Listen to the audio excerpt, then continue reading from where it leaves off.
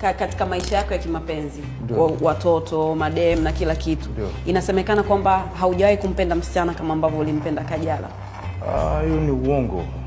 It's not really like that. Unajua mimi na Kajala ni kitu kwamba tumekaa pamoja muda mrefu, miaka 8 or something. So kuna ile mazoeano tu. Unajua kitu fulani ukikikosa, you kind of miss it all the time. Ndio hicho tu. Okay. Ila kweli ni I used to, but I felt the same way about Jackie. But sijakaa naye muda mrefu. Na kipindi kile watu walikuwa hawanifahamu vizuri, so hawaelewi ni vitu nilivyokuwa nimepitia kidogo. Ila kwa Kajala kweli tulivyotengana nilifiatuka. 2 years crazy kabisa. Okay. Sitaki kwenda popote, sitaki kufanya muziki, sitaki kumsikia huyu wala huyu. Ndo hii ambayo ya mwisho, yani kwamba ulikuwa ufanye muziki kwa sababu aliolewa and stuff. No, sasa sio kipindi cha kuolewa. Kile hata alikuja kuolewa baadaye. Okay.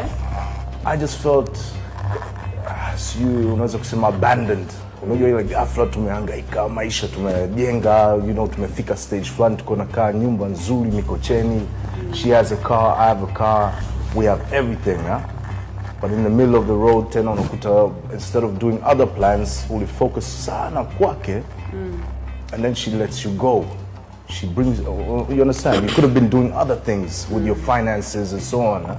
So that's another thing that pained me. And also having the family in the house, having the little daughter of ours, Paula, running around, and that family life. I was used to that because I left that maisha ya uhuni kuruka madisco, manini, mingi. Unajua nimeanza kwenda disco mimi na miaka 13. Wewe si mzungu. Mzungu kwa kizungu unaonekana mkubwa shafiatuka bonge la mtu nini ngumi jiwe. Naona kama vitu vingine vimevurugika. Kwa sababu zamani tuko na hapa wananchi wetu, washabiki wetu,